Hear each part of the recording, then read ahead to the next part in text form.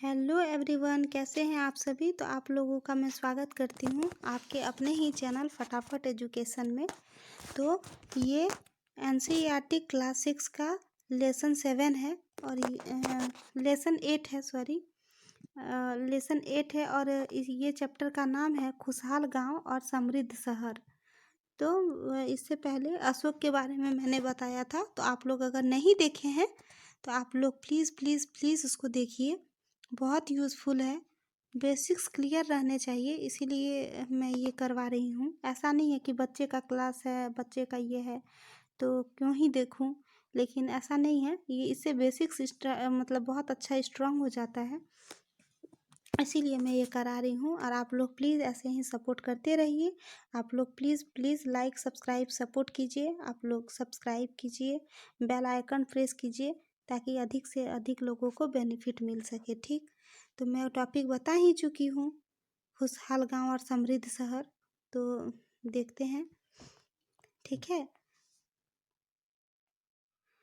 देखते हैं अब इसका जो ये है स्टोरी है, ये क्या कह रहा है। ऐसा नहीं है बिल्कुल भी, आप लोग अच्छे से देखिए, आप लोग अच्छे से सुनिए। अब शुरू करते हैं कि क्या है, ये लेसन क्या है, क्या बताना चाह रहा है।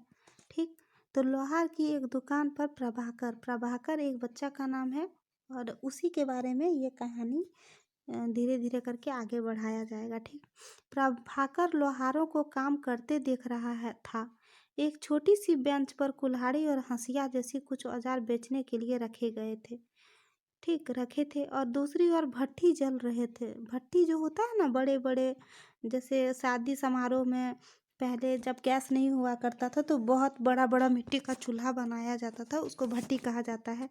और औजार बनाने के लिए दो लोग लोहे की एक छड़ को गर्म कर उसे पीट रहे थे। प्रभाकर को यह सब बड़ा मजेदार लग रहा था। वो देख रहा था बहुत दूर से कि ये क्या हो रहा है। ठीक, तो अब देखते हैं लोहे के औजार और खेती। लोहे के जो औजार हैं और खेती हैं, उसी उसी का टॉपिक है ये। देखते हैं कैसे शुरू हुआ, क्या क्या हुआ।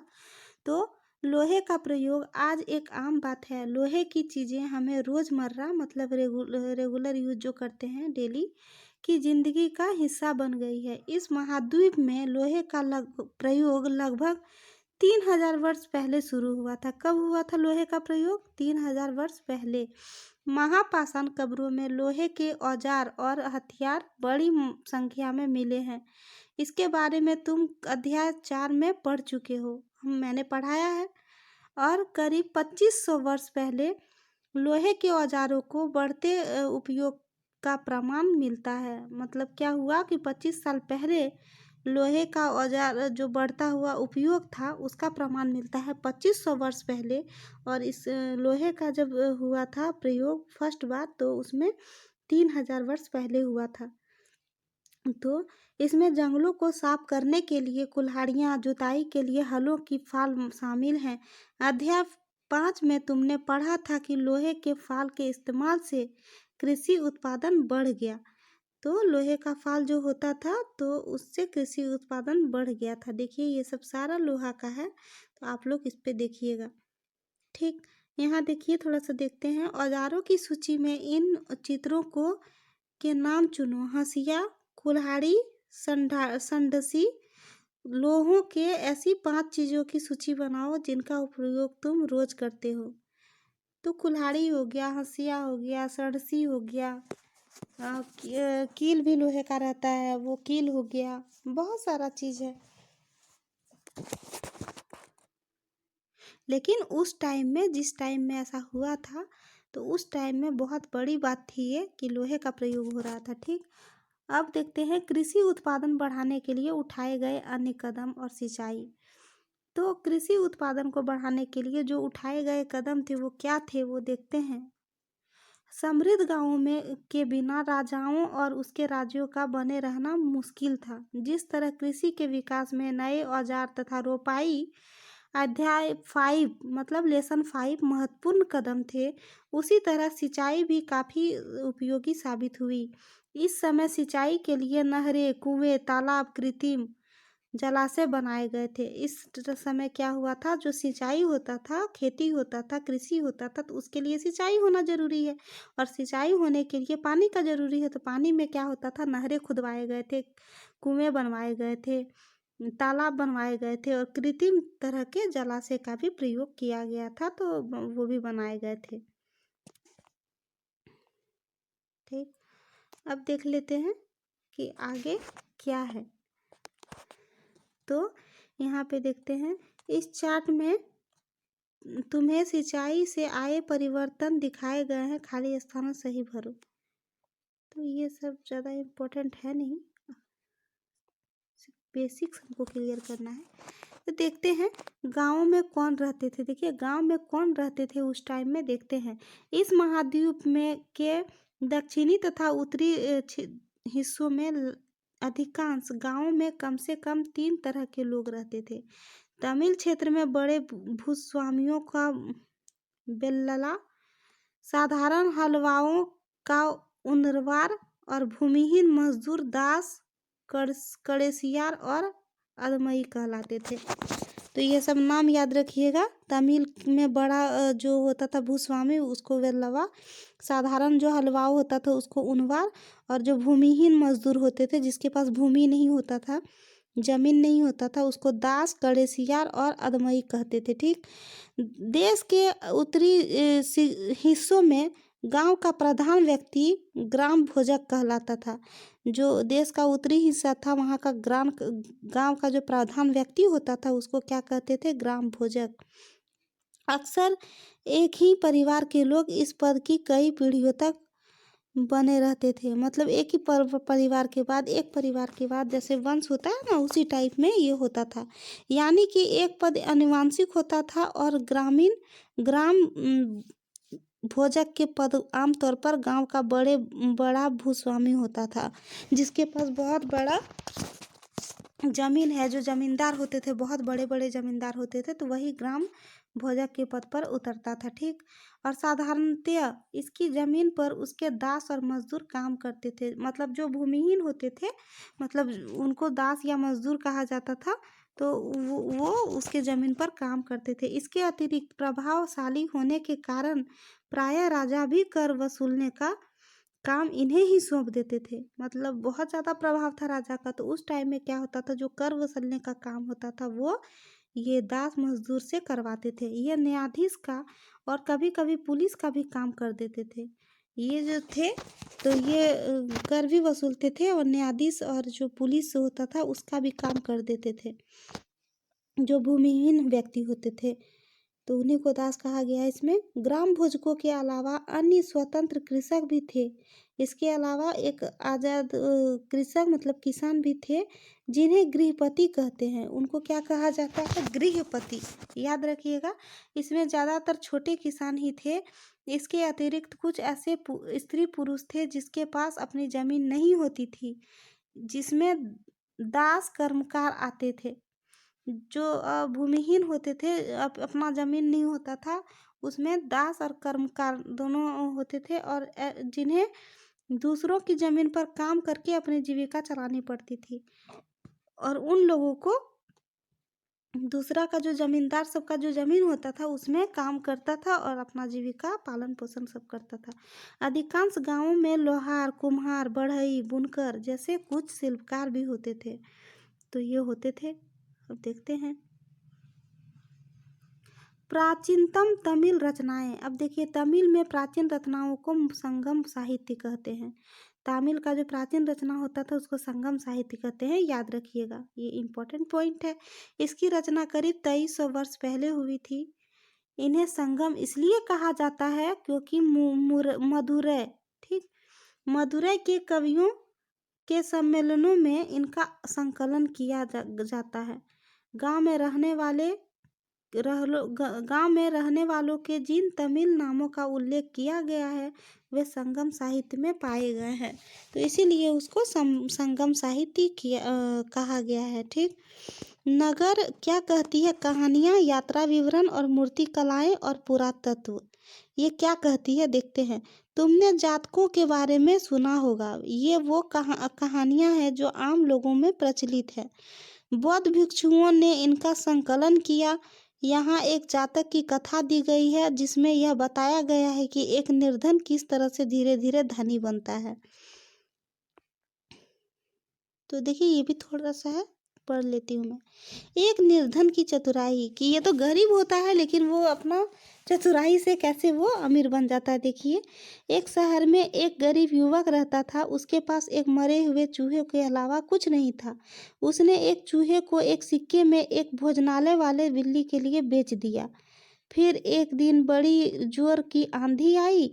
गांव का बगीचा टूटी टहनियों और पत्तों से भर गया। उनका माली उसे साफ करने की बात से ही परेशान हो उठा। युवक ने माली से कहा कि अगर लकड़ियों और पत्ते उसे मिल जाए तो वह बगीचे को साफ कर सकता है। माली तुरंत मान गया। युवक ने पास खेल रहे बच्चों को यह कहकर इकट्ठा कर लिया कि प्रत्येक टहनी और पत्ते के बदले तुम्हें एक एक मिठाई मिलेगी। देखते ही देखते उन्होंने बगीचे से एक एक तिनका चुनकर गेट के पास इकट्ठा कर दिया। तभी उधर से राजा का कुम्हार बर्तनों को पकाने के लिए ईंधन की तलाश में गुजरा। उसने पूरे ढेर को खरीद लिया। इस तरह युवक के पास कुछ और पैसे हो गए। अब उस युवक ने एक और योजना बनाई। अब क्या बनाई देखते हैं। एक बड़े बर्तन में पानी भरकर वह नगर के द्वार पर गया और वहां उसने घास काटने वाले 500 लोगों को पानी पिलाया। खुश होकर उन लोगों ने कहा, तुमने हमारे लिए इतना अच्छा काम किया, बताओ अब हम तुम्हारे लिए क्या कर सकते हैं। तो उसने कहा कि मैं आपको यह तब बताऊंगा जब मुझे आपकी सहायता की ज़रूरत होगी। उसके बाद उसने एक व्यापारी से दोस्ती की। एक दिन उस व्यापारी ने बताया कि कल एक घोड़े का व्यापारी 500 घोड़ों के साथ शहर में आ रहा है। यह सुनकर उस युवक ने उस घाट काटने वाले के पास जाकर कहा कि कृपया तुम सब अपनी एक एक घास का गट्ठर मुझे दो और अपनी घास तब तक मत बेचो जब तक मेरी न बिक जाए।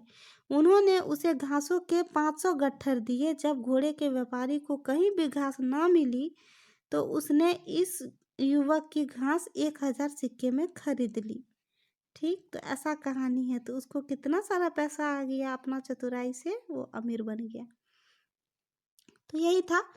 अब देखिए और देखिए, प्राचीन नगरों में जीवन के बारे में हमें कुछ अन्य स्रोत से भी पता चल सकता है। शहरों, गांवों, फिर जंगलों के जीवन से जुड़ी घटनाओं को मूर्तिकार कलात्मक ढंग से उकेरते थे। इन मूर्तियों को ऐसी इमारतों की रेलिंग, खंभों, प्रवेश द्वारों द्वारा सजाया जाता था जहां लोग आते थे।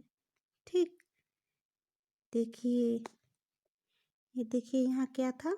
देखिए एक बार, दिल्ली में विलय वलय कूप हड़प्पा की जल निकास व्यवस्था से यह कैसे भिन्न है। देखिए, अब देखिए यहाँ पे सांची की मूर्ति कला, यह मध्य प्रदेश स्थित सांची के स्तूप की मूर्ति कला का नमूना है। इसमें शहर के जीवन का एक दृश्य है। तुम अध्याय 11 में सांची के बारे में पढ़ोगे। इन दीवारों को देखो, क्या ये ईंटें की बनी है या फिर लकड़ी या पत्थर की। क्या इसकी रेलिंग लकड़ी की बनी है। इस इमारतों की छतों का वर्णन करो। देखिए ये क्या चीज़ है, तो ये आप लोग ही बताइए। अब कमेंट में बताइएगा कि ये क्या है। अच्छे से आप लोग देखिए, मैं जूम करके दिखा रही हूँ। देखिए ये क्या है, अब आप लोग ही पता करके बोलिए कि क्या है। ठीक, अब देखते हैं, आगे बढ़ते हैं। अब कि अध्याय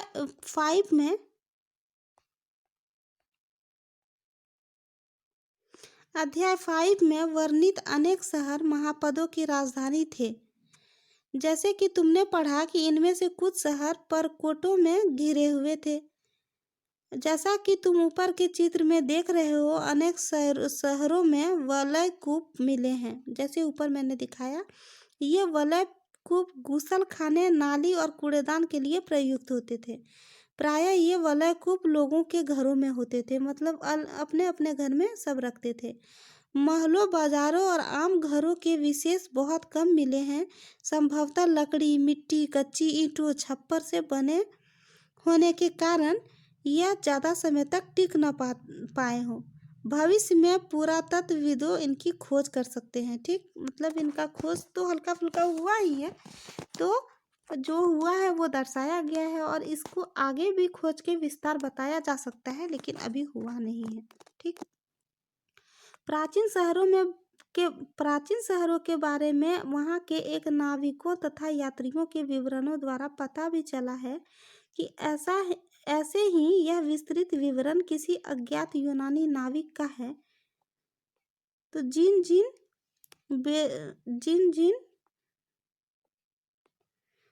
जिन पत्तनों पर वह गया उन सभी के बारे में जिन पत्तनों पर वह गया उन सभी के बारे में उसने लिखा कि अब उसके द्वारा दिए गए वर्णन को पढ़ो। उसने लिखा, क्या लिखा है वो उसका वर्णन देखते हैं पढ़ के। और यहाँ भी छोटा सा था, बेरिगाजा भरूच का यूनानी नाम की कहानी। एक छोटा सा कहानी है, देखिए। बेरिगावा की संकरी खाड़ी में समुद्र से आने वाले के लिए नाव चला पाना बहुत मुश्किल था। राजा के द्वारा नियुक्त कुशल अनुभवी व्यक्ति स्थानीय मछुआरे का यहाँ गजब जहाज ला सकता था। बेरिगाजा में शराब, तांबा, टीन, शीशा, मूंगा, पुखरा, कपड़े, सोने चांदी के सिक्कों का आयात होता था। हिमालय की जड़ी बूटियां, हाथी दांत, गोमेज, कार्लियन, सूती कपड़ा, रेशम, इत्र यहाँ से निर्यात किए जाते थे। राजा के लिए व्यापारी विशेष उपहार लाते थे। इसमें चांदी के बर्तन, गायक किशोर, सुंदर औरतें, अच्छी शराब और उत्कृष्ट महीन कपड़े भी शामिल थे। अब देखिए आहत सिक्का क्या होता था। सिक्का के बारे में बताते। आहत सिक्का ऐसे समझिए, आहत सिक्का उसको कहते हैं जैसे एक छोटा सा हम लोग छोटा सा एक कुछ लेते हैं, तो उसको जब गलाने का काम होता था आहत सिक्का, तो वो तो कच्चा रहता था, वो तो अच्छा से ढल नहीं पाया। उसको अगर एक पंच दे दे हम लोग, तो उसका जो निशान रहेगा उसी निशान को कहते थे आहत सिक्के। तो अब देखते हैं, अब आप ऐसे समझिए कि आहत सिक्के सामान्यतः आयताकार, कभी कभी वर्गाकार या गोल होते थे। ये या तो धातु की चादर को काटकर या धातु के चपटे गोलाकार से बनाए जाते थे। इन सिक्कों पर कुछ लिखा हुआ नहीं था, बल्कि इस पर कुछ चिन्ह ठप्पे लगाए जाते थे, इसलिए इसे आहत सिक्के कहलाते हैं। ये सिक्के उपमहाद्वीप के लगभग अधिकांश सिक्कों में पाए जाते हैं और ईसा की प्रारंभिक सदियों तक ये चलन रहा था। ठीक, तो ये क्या होता था, ये छोटा मोटा धातु का एक छोटा मोटा रहता था, मतलब छोटा ही सिक्का टाइप में बनाया और उसको एक पंच दे दिया। पंच जब देंगे तो वो तो कुछ गड्ढा गुड्ढी और अपना जो भी होता है वो छोटा सा अपना स्ट्रक्चर तो इधर उधर से चलाएगा ही, तो उसी को कहते हैं आहत सिक्का। जैसे देखिए यहाँ पे दिखाया गया है, ये आहत सिक्का है सब। तो अच्छे से आप लोग देख पा रहे होंगे, देखिए ऐसे ही आहत सिक्का होता था। ये पंच मारा हुआ है, इसको ये पंच मारा हुआ है। ठीक, और ये देखिए यहाँ चित्रकारी हुआ है, तो इसी को आहत सिक्का कहा जाता है। अब देखिए यहाँ पढ़ते हैं सिक्कों के बारे में कि क्या है।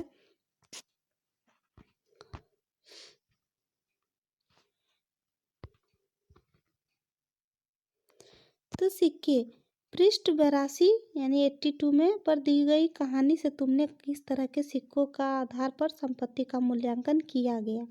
पुरातत्वविदों को इस युग के हजारों सिक्के मिले हैं।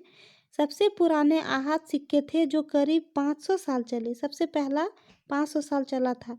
इसका चित्र नीचे दिया गया है। तांबे और चांदी के सिक्कों पर विभिन्न आकृतियों को आहत कर बनाए जाने के कारण इसे आहत सिक्का कहा जाता है। देखिए पंच वाला मैंने बताया अभी। अब देखिए नगर और अनेक गतिविधियों के केंद्र। अक्सर नगर कई कारणों से महत्वपूर्ण हो जाते थे। उदाहरण के लिए मथुरा यह 2500 वर्ष पहले ज़्यादा समय से एक महत्वपूर्ण नगर रहा, क्योंकि यह यातायात और व्यापार के दो मुख्य रास्तों पर स्थित था। इनमें से एक रास्ता उत्तर पश्चिम से पूरब की ओर और दूसरा रास्ता उत्तर दक्षिण की ओर जाने वाला था। ठीक, आप लोग समझ रहे होंगे, मैं बिल्कुल धीरे धीरे बोल रही हूँ। और शहरों के चारों ओर किलेबंदी थी। इसमें अनेक मंदिर थे। आसपास के किसान और पशुपालक शहर में रहने वालों के लिए भोजन जुटाते थे। मथुरा बेहतरीन मूर्तियां बनाने का केंद्र था। मथुरा, ठीक। और देखते हैं, लगभग 2000 वर्ष पहले मथुरा कुषाणों की दूसरी राजधानी बन गई। मथुरा क्या हुआ? कुषाण का दूसरा राजधानी बना। इसके बारे में तुम अगले अध्याय में पढ़ोगे। मथुरा एक धार्मिक केंद्र भी रहा है। यह बौद्ध विहार और जैन मंदिर है। यहाँ बौद्ध विहार भी है और जैन मंदिर भी है मथुरा में। और यह कृष्ण भक्ति का एक महत्वपूर्ण केंद्र था। ठीक। मथुरा में प्रस्तर खंडों तथा मूर्तियों पर अनेक अभिलेख मिले हैं। आमतौर पर यह संक्षिप्त अभिलेख हैं जो स्त्रियों तथा पुरुषों द्वारा मठों या मंदिरों को दिए जाने वाले दान का उल्लेख करते हैं। प्रायः शहर के राजा, रानी, व्यापारी, अधिकारी, शिल्पकार इस प्रकार के दान करते थे। उदाहरण के लिए मथुरा के अभिलेख में सुनार, लोहार, बुनकरों, टोकरी बुनने वालों, माला बनाने वालों और इत्र बनाने वालों के उल्लेख मिलते हैं। कहाँ? मथुरा में। ठीक। अब देखिए, शिल्प और शिल्पकार के बारे में थोड़ा देखते हैं। पुरातत्व से शिल्पों के नमूने मिले हैं। इसमें मिट्टी के बहुत ही पतले और सुंदर बर्तन मिले हैं, जिसमें उत्तरी काले चमकीले पात्र कहा जाता है, जबकि यह ज़्यादातर महाद्वीप के उत्तरी भाग में मिले हैं। ध्यान रहे, यह अन्य दूसरे शिल्पों के बारे में अवशेष नहीं बचे होंगे, जैसे कि विभिन्न ग्रंथों से हमें पता चला है। और कपड़ों को उत्पादन बहुत महत्वपूर्ण था। उत्तर में वाराणसी, दक्षिण में मदुरै। उत्तर में वाराणसी था और दक्षिण में मदुरै इसके प्रमुख या प्रसिद्ध केंद्र थे। यहाँ स्त्री पुरुष दोनों काम करते थे। ठीक। अनेक शिल्पकार तथा व्यापारी अपने अपने संघ बनाने लगे थे, जिन्हें श्रेणी कहा जाता है। ठीक। जो बनाते थे अपना अपना जो ग्रुप बनाते थे उसको श्रेणी कहा जाता था। और शिल्पकारों की श्रेणियों का काम प्रशिक्षण देना, कच्चा माल उपलब्ध कराना तथा तैयार माल का वितरण करना था। मतलब बांटना था। जो तैयार हुआ था माल उसको बांटा जाता था। और जबकि व्यापारियों की श्रेणियां व्यापार का संचालन करती थी। श्रेणियां बैंकों के रूप में कार्य करती थी और जहां लोग पैसे जमा रखते थे, इस धन का निवेश और लाभ करने के लिए किया जाता था। ठीक, लाभ के लिए किया जाता था। उससे मिले लाभ का कुछ हिस्सा जमा करने वाले को लौटा दिया जाता था। कुछ जो लाभ होता था वो जमा करने को लौटा दिया जाता था और फिर मठ आदि धार्मिक संस्थानों को दिया जाता था। ठीक, तो ऐसा किया जाता था। अब देखते हैं उत्तरी काले चमकीले पात्र, जिसको कहते हैं NBPW। इसके बारे में हम लोग विस्तार से आगे जानेंगे। ठीक, सब बता रही हूँ, सब बताऊंगी भी। और देखिए ये क्या था। ये एक कठोर चाक निर्मित धातु की तरह दिखने वाले एक चमत्कार काली सतह वाले पात्र थे। मतलब एक कठोर चाक और निर्मित जो धातु की तरह मतलब धातु लगता था दिखने में, और चमकदार वाली काली तरह का सतह था, काला सतह था और चमकदार भी था। इसे बनाने के लिए कुम्हार मिट्टी के बर्तनों पर, भाटों पर उच्च ताप पर रखते थे, जिसके परिणाम स्वरूप इन बर्तनों की बाहरी सतह काली हो जाती थी। भट्टी में उसको रखा जाता था और इन पर पतली काली लेप चढ़ाई जाती थी, जो अन्य बर्तनों को शीशे जैसी चमकदार प्रदान करता था। यही था।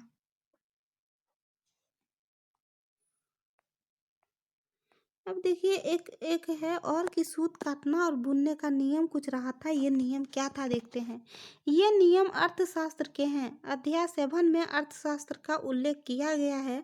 इसमें वर्णन किया गया है कि किस प्रकार से एक विशेष पदाधिकारी की देखरेख में कारखानों में सूत कताई और बुनाई की जाती थी।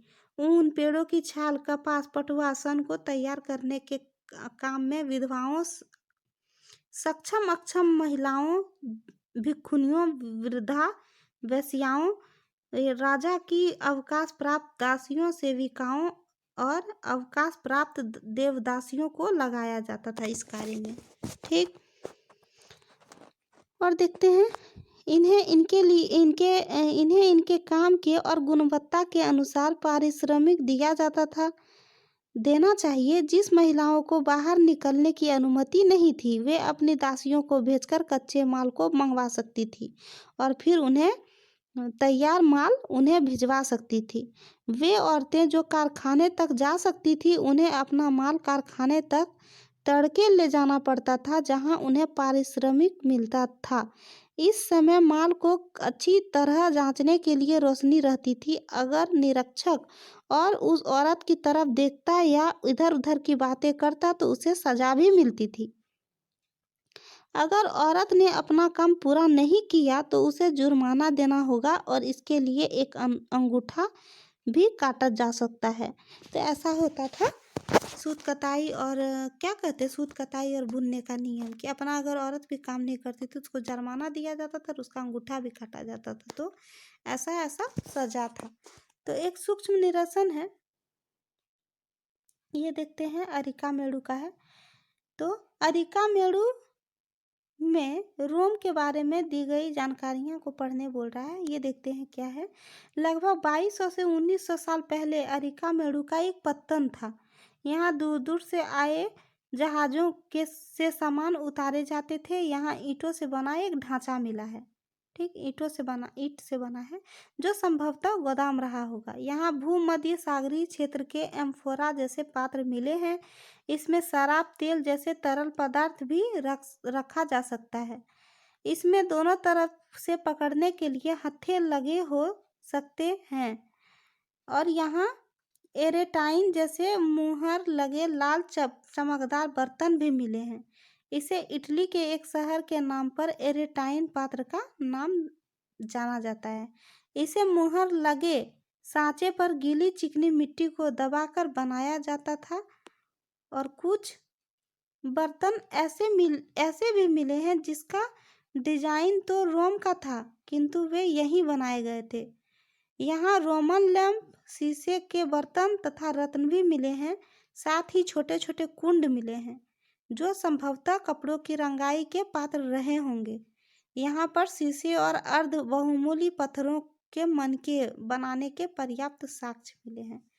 ठीक, ये देखते हैं अभिलेखित मिट्टी के बर्तन। कई बर्तनों पर ब्राह्मणी लिपि से अभिलेख बनाए गए हैं।